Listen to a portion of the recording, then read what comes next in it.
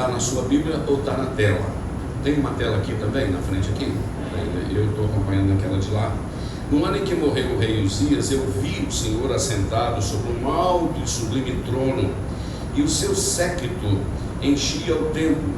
Os serafins estavam acima dele, cada um tinha 6 asas, com 2 cobriam os seus rostos, e com 2 cobriam os seus pés, e com 2 voavam, e clamavam uns para os outros, dizendo: Santo, Santo, Santo é o Senhor dos exércitos, toda a terra está cheia da sua glória.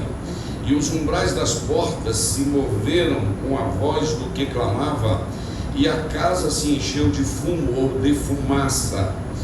Versículo de número 5: Então disse eu: ai de mim que vou perecendo, porque eu sou um homem de lábios impuros e habito no meio de um povo de impuros lábios, e os meus olhos viram o Rei, o Senhor dos exércitos. Versículo 6 diz: mas um dos serafins voou para mim, trazendo na sua mão uma brasa viva que tirara do altar com uma tenaz, e com ela tocou a minha boca, e disse: eis que isto tocou os teus lábios, a tua iniquidade foi tirada, e purificado o teu pecado. Eu encerro no versículo de número 8.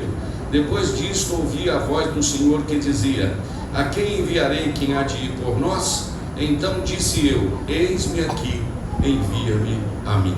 Você pode se assentar com a sua Bíblia aberta.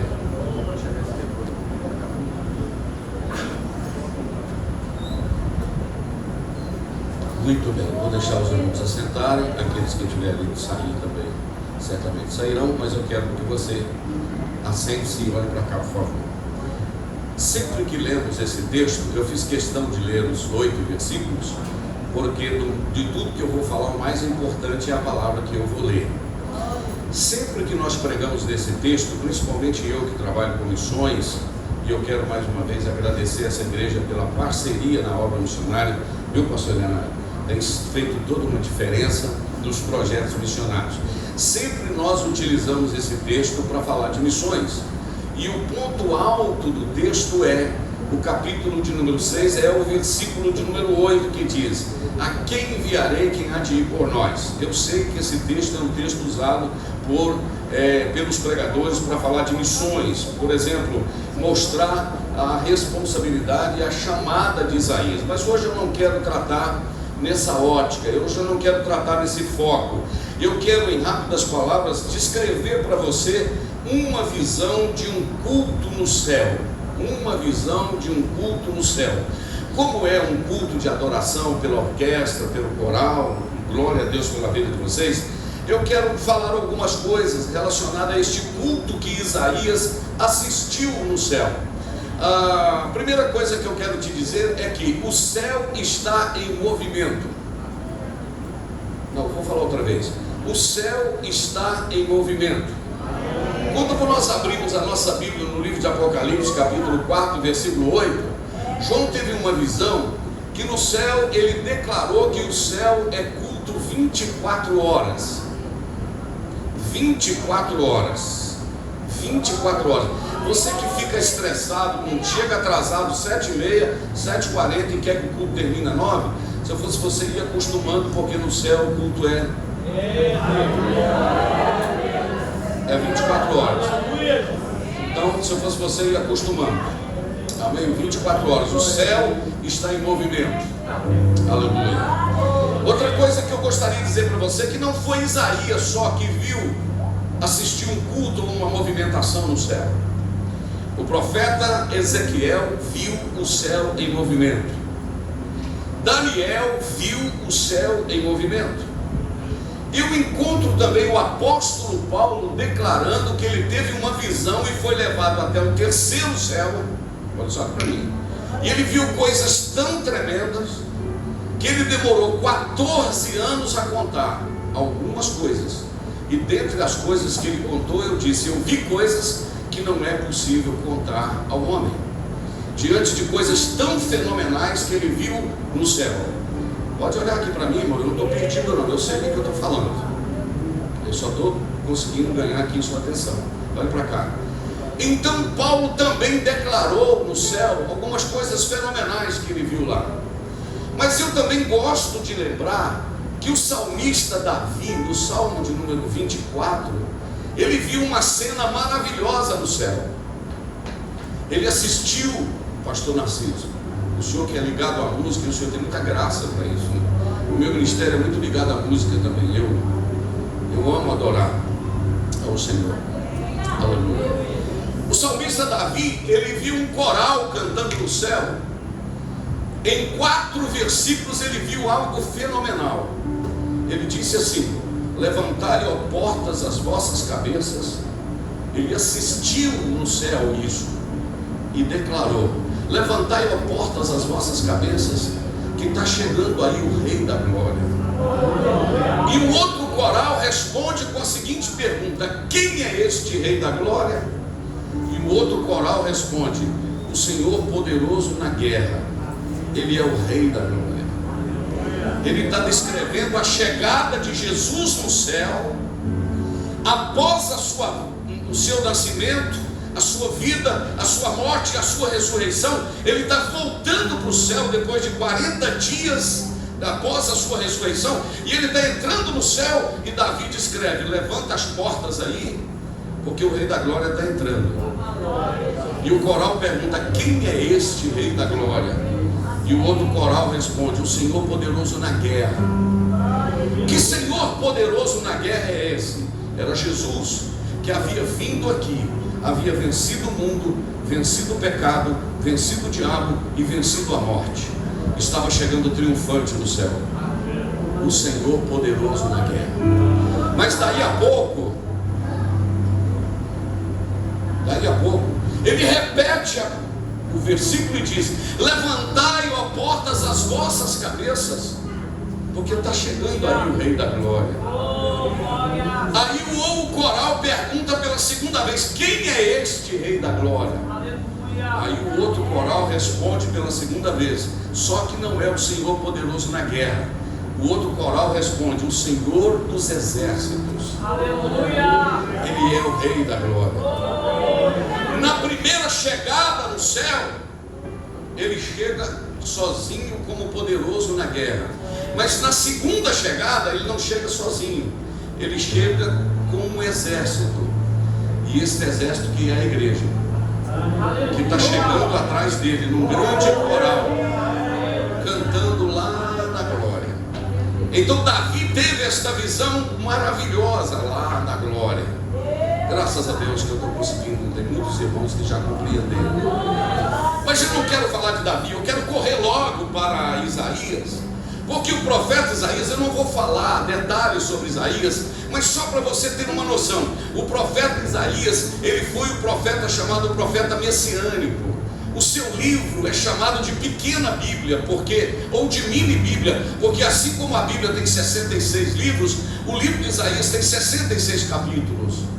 O profeta Isaías, o seu nome significa salvação de Deus. E ele foi um profeta de sangue real. Ele era o mais ilustre dos profetas, porque ele era sobrinho do rei Amazias, ele era primo do rei Uzias, e ele era neto do rei Joás. E esse profeta, irmãos, ele profetizou no reino do norte e no reino do sul, Israel e Judá. E depois ele ficou profetizando só no reino do sul, só em Judá. E é interessante que ele é tão importante na história bíblica que o Novo Testamento faz menção de Isaías 21 vezes. O Novo Testamento. E tem um detalhe: ele profetizou por aproximadamente 50 anos. E ele é um profeta muito interessante, porque por cerca de 30 vezes ele mencionou ou referiu-se ao Senhor Deus, chamando-o de santo. Por 30 vezes Isaías fala Kadosh, santo, menciona o Senhor de santo. Quem está ligado está pegando, pastor Narciso. Mas o profeta Isaías também fala um negócio tremendo, que por 50 vezes ele chama o Senhor Deus de Jeová Sheba, ou de Jeová Sabaote, que quer dizer Senhor dos exércitos. 50 vezes ele chama o Senhor de Senhor dos exércitos. E ele tinha razão para isso, porque a certa altura do seu ministério ele foi ao templo, no ano que morreu o rei Uzias. Não vou falar sobre o rei Uzias, mas um homem que fez Israel prosperar. Mas deixa para lá, um homem amante da agricultura, um homem amante da agricultura, um rei tremendo. No final teve muitos problemas, mas deixa para lá. Mas no ano em que morreu o rei Uzias, ele foi ao templo, e quando ele vai ao templo, ele começa então a descrever, aleluia, um culto que ele assistiu no céu. E ele diz: no ano em que morreu o rei Uzias, eu vi o Senhor assentado sobre um alto e sublime trono. Aleluia. E sabe o que ele diz? As abas dos seus vestidos enchiam o templo. A primeira coisa que Isaías viu, pastor Narciso, pastor Leonardo, a primeira coisa que ele assistiu nesse culto no céu, é que esse culto era um culto que tinha a presença de Deus. Eu não sei você, irmão, mas eu já tive muito culto ruim. Pastor Leonardo é pregador por aí fora. Pensa nos cultos ruins que você assiste por aí. Quando passa a palavra para o pregador, as pessoas viram as costas e vão embora. Quando não estão atualizando o WhatsApp ou o Instagram, uma falta de reverência. Tem tudo, tem estrutura. A única coisa que não tem é presença. E o Isaías contemplou um culto que o que chamava a atenção era que era um culto que tinha a presença de Deus. Eu quero dizer que uma igreja pode ter orquestra, pode ter cantor, pode ter pregador, pode ter estrutura com ar-condicionado, vidro elétrico, direção hidráulica, mas a única coisa que faz esse culto ser interessante é a presença de Deus. A única coisa que faz isso aqui ser especial é a presença de Deus. Eu me Eu estou me lembrando da época do sacerdote Eli, pastor. No sacerdote Eli tinha tabernáculo, tinha sacrifício, tinha altar, tinha os filhos dele que eram sacerdotes, tinha uma estrutura física, tinha altar, tinha candelabro, tinha arca, mas o texto diz que Deus não falava naquele lugar. Então não adianta ter templo e não ter glória, não adianta ter altar e não ter fogo, não adianta ter cantor e não ter adorador, não adianta ter pregador e não ter profeta, não adianta ter membro e não ter salvo, não adianta ter obreiro e não ter homem de Deus. O que faz isso aqui, igreja, é a glória e a presença do Espírito Santo de Deus. Porque nele, por ele.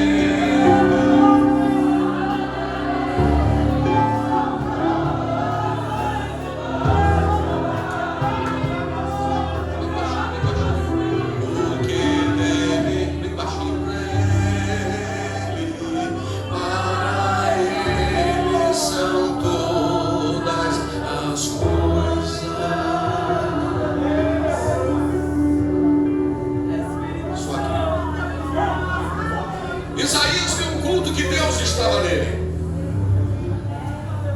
Irmãos,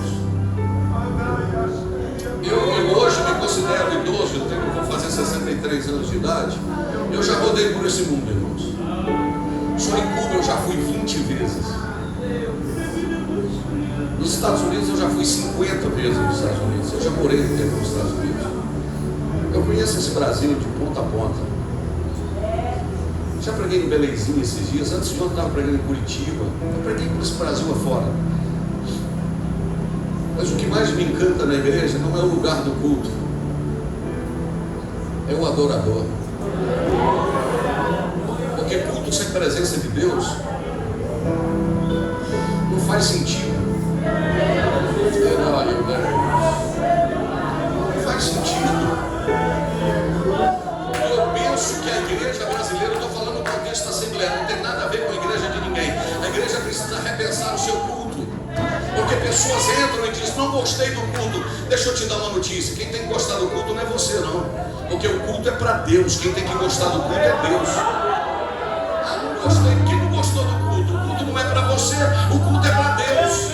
E outra coisa, eu vim prestar o meu culto. 7h03 eu estava aqui dentro. Eu prestei o culto quando vocês cantavam, quando o pastor Narciso cantava. Eu estou aqui adorando e prestando o meu culto ao Senhor. E vim aqui, orei para vir aqui. Sou voz de Deus para te dizer que Deus está olhando o seu culto. Porque a certa altura da história de Israel, Deus disse: vocês me adoram com os lábios, mas o coração está longe. É possível que o corpo esteja aqui e o coração esteja longe, esteja no filme da Netflix que você vai assistir, ou no lanche que você vai comer depois do culto, ou estejamos aqui para adorar, ou não vale a pena vir, porque aqui é lugar de adoração. E o Isaías teve uma visão do céu. Mas antes do Isaías, deixa eu te falar um negócio. Um dia, pastor Leonardo, o senhor é um jovem obreiro ainda, é um homem de Deus. Deixa eu te falar algo. Um dia Jesus, conversando com a mulher samaritana, a mulher samaritana falou com ele assim: nossos pais adoraram aqui nesse monte. Que monte é esse? O Monte Gerizim. Agora vocês, judeus, dizem que é em Jerusalém que tem que adorar.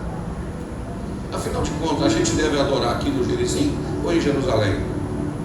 Não vou explicar por que dois lugares de adorar, e não é o nosso assunto.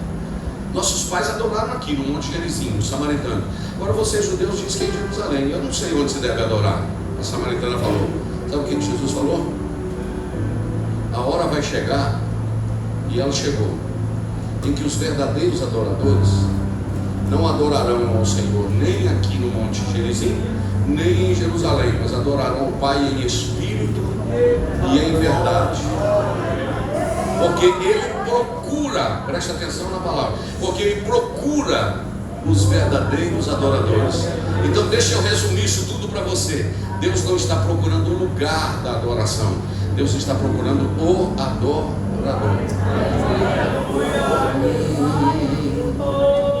Se é aqui no templo, numa festa bonita como essa, glória a Deus.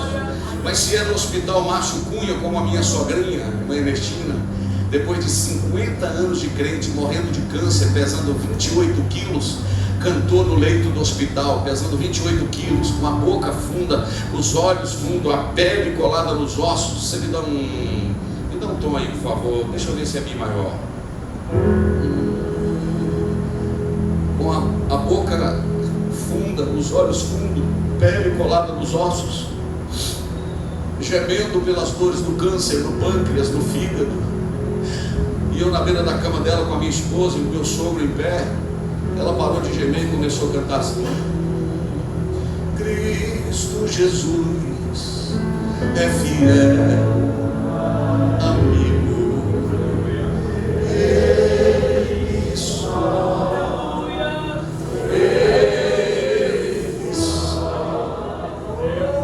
e nas fraquezas está comigo.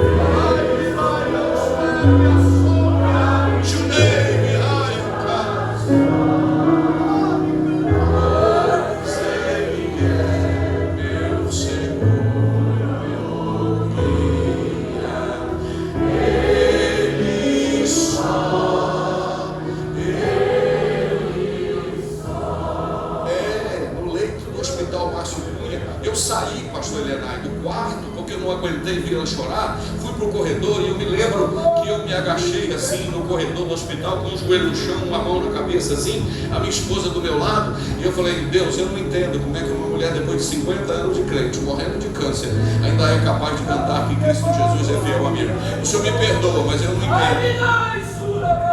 Nesse momento o Espírito Santo assoprou aqui na minha alma e me disse: meu servo, o câncer come pâncreas, o câncer come fígado, o câncer come intestino, mas o câncer não come a esperança e a alegria de quem te conhece. Uma geração de crente mole, fui no congresso e não me deram oportunidade. Você só canta em microfone, filho? Não canta na rua, não canta fazendo comida. O verdadeiro adorador não é um templo, o verdadeiro adorador é onde você se conecta ao céu e adora Ele na beleza da sua santidade. E você não canta para aparecer, você canta para adorar, para prestar culto. Então Isaías viu um culto no céu. Eu tenho 11 minutos para terminar, porque é até 9h30. Então são 9h19. Escuta, Isaías assistiu uma visão de um culto no céu primeiro, que tinha um culto com a presença de Deus.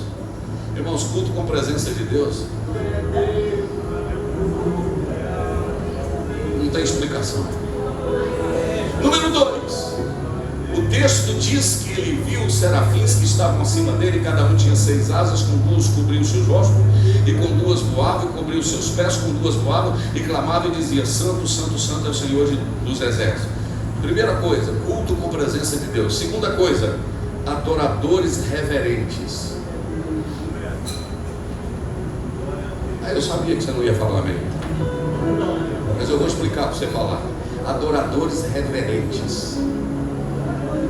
Irmãos, o culto tem que ser consciente. O instrumental não pode tocar acima da voz, porque é acompanhamento. Eu não posso trocar para aparecer. Não é a minha performance aqui que vai fazer o fogo descer, nem gritaria. É adorador reverente. Eu sei, eu não estou fora de si aqui, não. Eu fui em Carangola, estava tão cheio de Deus que eu não vi nada. Então você está doente. Eu sei que eu estou em Carangola, eu sei que eu estou com fome, não posso esperar a janta depois que eu tenho que ir embora.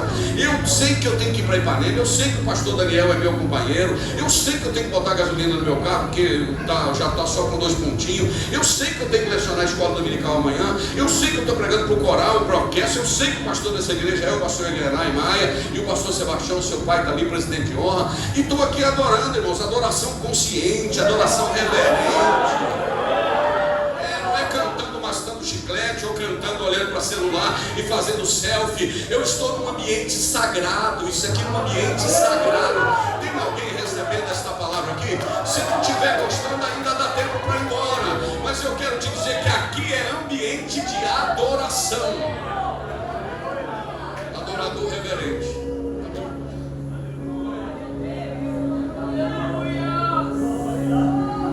Adorador reverente, porque eles tinham 6 asas, com 2 voavam, falando de serviço, com 2 cobriam os pés, sinal de reverência, e com 2 cobriam assim o rosto, sinal de adoração. Então eles adoravam, trabalhavam e era reverente. Aleluia. Prepare-se. Eu estou sentindo Deus aqui.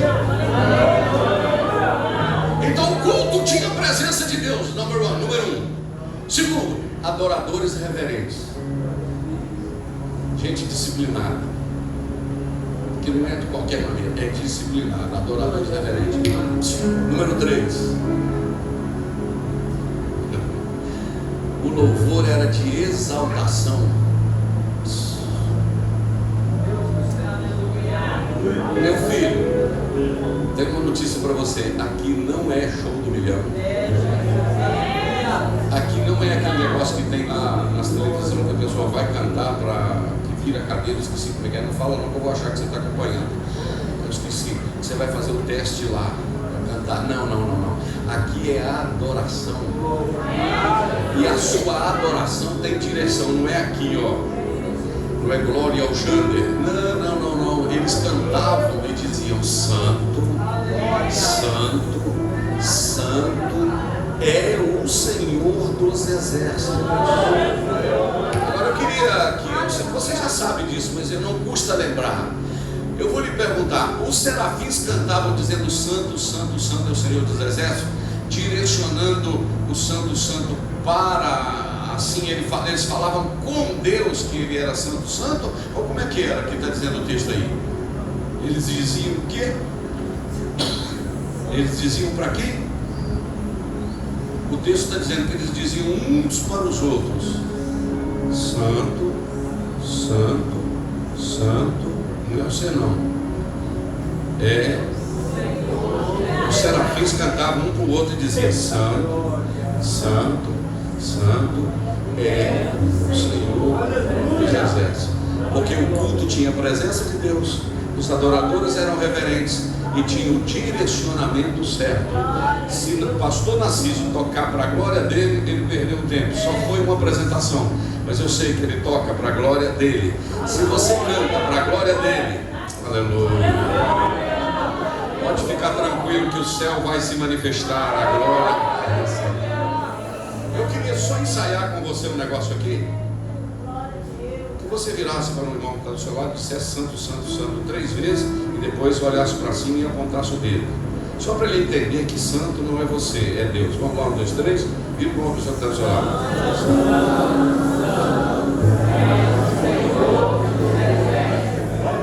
Foi só ensaio. Vamos lá, 1, 2, 3, vira para uma pessoa que está do seu lado e diga: santo, santo, santo é o Senhor dos exércitos.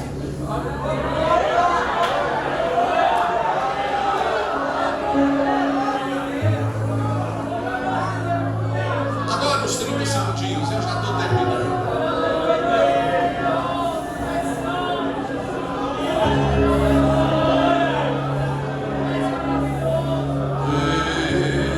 Deus, tu és santo.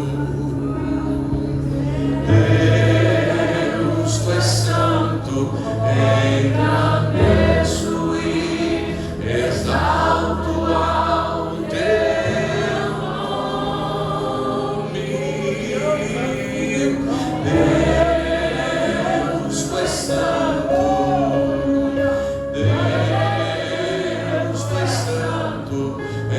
Engrandeço e exalto ao teu nome.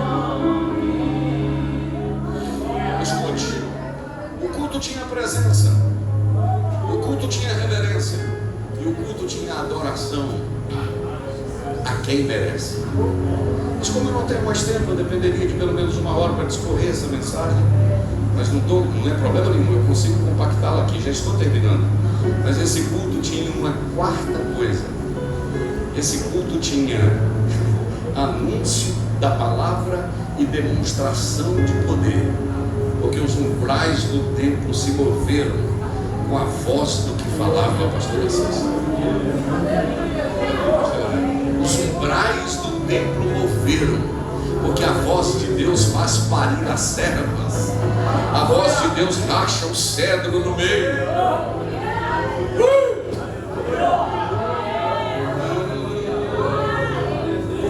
E aí, com esta voz de Deus, o que acontece? O culto que Isaías assistiu, sabe o que tinha? Convicção e confissão de pecado. Porque ele falou: ai de mim. Porque quando você ouve a voz de Deus, você vê, não, a santidade dele é demais. Quem sou eu para chegar diante dele? Irmãos, a santidade de Deus faz você cair no chão. Não, eu vou falar de novo. A santidade de Deus faz você prostrar. Ele disse: ai de mim que vou perecendo, porque eu sou um homem de lábios impuros, e eu habito no meio de um povo de impuros lábios. E sabe o que ele fala? E os meus olhos viram.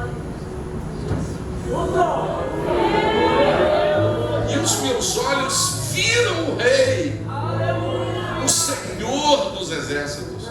E ele começou a gritar: ai, ai, ai. Deixa eu só te falar um negócio. Falta 2 minutos, mas segura aí. Segura aí. No capítulo 5, eu estou lendo no capítulo 6. Quem concorda comigo? Foi 6 que eu li ou não, irmãos? Sim ou não? Sim. No capítulo 5, no versículo de número 11, o capítulo 5, versículo 8, o profeta Isaías disse: ai dos que se ajuntam de casa em casa. No versículo 11, ai dos que se levantam pela manhã para fazer coisa errada. Versículo 18, ai dos que puxam pela iniquidade. Versículo 20, ai dos que fazem mal. Versículo 21, ai dos que são sábios aos seus próprios olhos, ai dos que são poderosos. E ele vai falando ai com o dedo apontando. Olha para mim, ai com o dedo apontando, ai daquele outro. Quando ele viu a glória de Deus, sabe o que ele falou? Ai de mim. Quando você vê crente muito acusador, é porque ele não viu a glória, ele só vê defeito nos outros. Quando ele vê a glória, ele fala ai de mim. Interessante, irmãos, eu não sou médico, eu tenho filho médico. mas deve ter enfermeiro, não sei se tem médico aqui. É o seguinte, quando tem alguém gritando, o que você faz com uma pessoa dessa? Pega um pouquinho de água lá, pega um pouquinho de água, não é assim que a gente fala? Pega água. Interessante que ele está gritando, O Senhor olhou e falou, hoje vai ser água não, filho. Autorizou o querubim, o serafim, foi lá, pegou uma brasa e falou, você não está precisando de água não, você está precisando de fogo.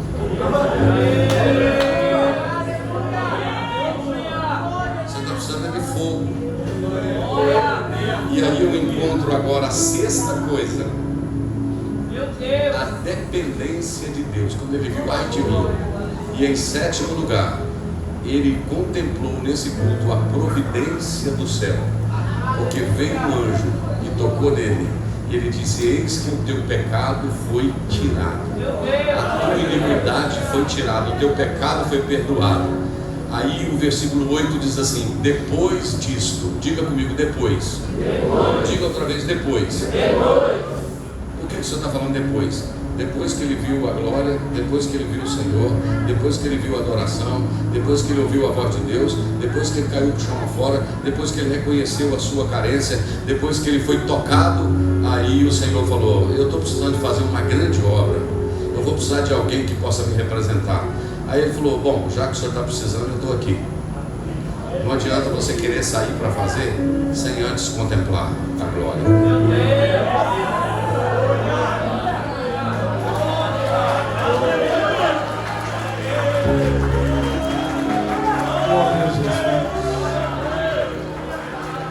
Glória a Deus.